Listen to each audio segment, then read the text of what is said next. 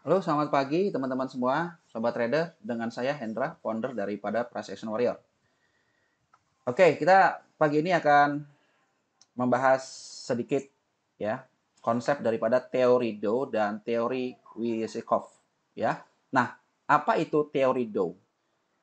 Teori Dow ini adalah satu konsep atau satu teknikal kuno di mana menjadi pondasi dasar daripada technical analysis price action saat ini. Bahkan mungkin saya boleh bilang bahwa pondasi dasar daripada technical analysis. Ya bukan hanya price action ya. Nah, teori Dow menyatakan bahwa ada tiga hal yang terjadi ketika terjadi kenaikan atau penurunan di pasar. Nah, apa saja? Konsepnya adalah ada fase akumulasi, kemudian ada fase partisipasi publik, dan kemudian adalah fase distribusi. Ya, saya akan jelaskan satu persatu. Nah, kita start mulai dari fase distribusi. Nah, fase distribusi adalah satu proses reversal terjadinya sideways, dimulai dari terjadinya rally, terjadinya kenaikan atau uptrend, ya, lalu bergerak sideways dan akhirnya drop. Nah, ini saya ambil kutipan dari ebook S&D Mastery yang baru saya buat, yang akan dirilis nanti di akhir bulan dan teman-teman bisa pre-order saat ini. Ya.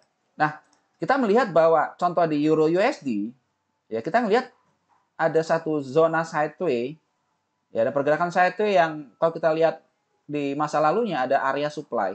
Dan biasanya fase distribusi ini terjadi di area-area supply time frame besar. Teman-teman bisa temukan ini di daily, weekly, dan monthly. Nah, setelah terjadi penurunan yang sangat signifikan, kemudian bergerak sideways kembali, ya ini adalah area demand. Ya, di mana area demand ini juga mampu lagi menahan harga dan terjadinya kenaikan. Ini adalah fase akumulasi, dimulai dari downtrend, kemudian terjadi uptrend. Baik pola fase distribusi dan fase akumulasi ini akan terus terjadi secara bergantian. Setelah fase akumulasi terjadi, maka akan dilanjutkan dengan fase partisipasi publik. Disinilah trend flower masuk. Ya, para trend flower akan masuk di fase partisipasi publik. Sangat jarang sekali trader yang akan masuk di fase akumulasi. Ya, kemungkinan yang terbesar terjadi adalah fase akumulasi ini di-drive atau dikendalikan oleh big player. Ya, dikendalikan oleh big player. Demikian juga adalah fase distribusi. Karena akan banyak sekali terjadi manipulasi market yang terjadi di fase akumulasi atau juga fase distribusi. Ya. Nah, teori Dow ini juga kemudian dikembangkan oleh konsep daripada teori Dow, teori Weisskopf, ya. Teori Weisskopf itu menggunakan konsep sama, yaitu fase akumulasi. Ya, di mana terjadinya fase akumulasi start juga dari downtrend menuju ke uptrend. Kenaikan yang terjadi karena lebih banyak demand dibandingkan supply. Lebih banyak permintaan dibandingkan penawaran. Ya. Lalu dilanjutkan dengan fase markup. Fase markup ini kalau kita tadi hubungkan dengan fase teori Dow, ini adalah fase partisipasi publik. Ya, kemudian terjadi kenaikan, lalu masuk kondisi distribusi, ini adalah posisi overbought. Biasanya adalah tertahan dari area supply. Kemudian terjadi markdown, di mana supply lebih besar dibandingkan demand. Lebih banyak pasokan, lebih banyak penawaran dibandingkan permintaan. Ini adalah konsep dasar daripada hukum supply demand. Dan juga saya jelaskan di ebook S&D Mastery secara lengkap. Oke, mari kita lihat contoh di chart. Oke, ini contoh di chart. Apakah kita bisa melihat satu perubahan dari fase akumulasi dan fase distribusi? Seperti biasa, saya akan melakukan analisa top-down analisis. Oke, kita start dari titik high tertinggi. Kalau kita melihat dari tahun 93 tepatnya, kita melihat ini adalah titik tertinggi dan saya tidak melihat data lagi, jadi saya asumsikan bahwa ini menjadi satu titik tertinggi harga.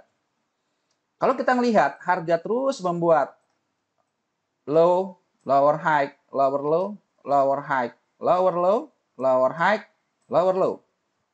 Kemudian terjadi lower high dan lower low. Ya, di kawasan ini. Nah, sekarang kita melihat ada satu gerakan yang sangat signifikan terjadi ya, yaitu tepatnya di 2015.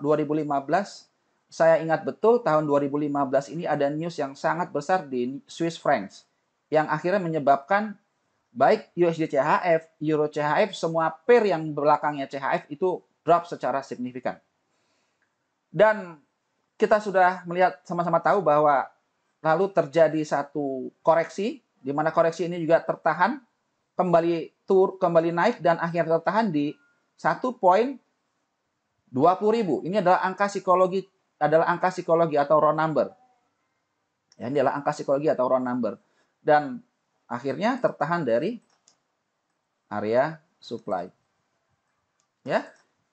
Kalau teman-teman lihat, ini adalah fase distribusi terjadi. Ya, fase distribusi terjadi di Euro CHF pada tahun 2018. Oke, lanjut. Nah, kemudian harga turun secara signifikan.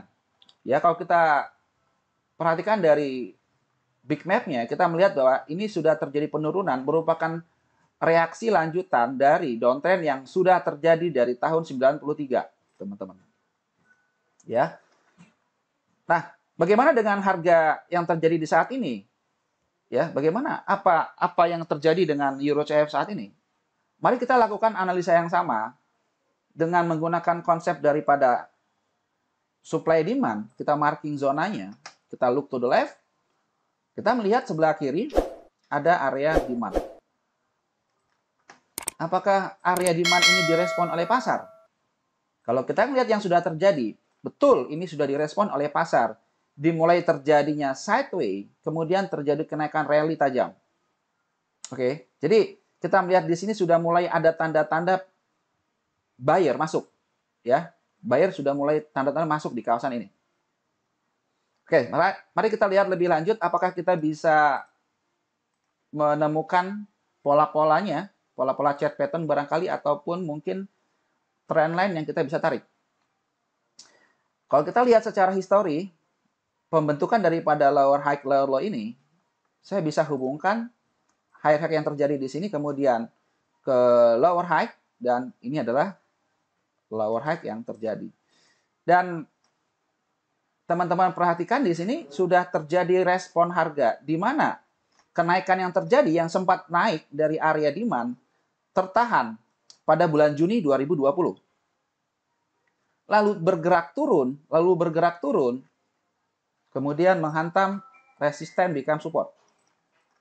Oke. Nah, kita bisa melihat bahwa ini adalah gerakan impulse, ya, impulse wave, ya. Kemudian ada gerakan corrective wave, kemudian dilanjutkan lagi dengan gerakan impulse. Tapi kita melihat belum terjadi gerakan impulse yang signifikan karena tertahan dari area supply. Ya.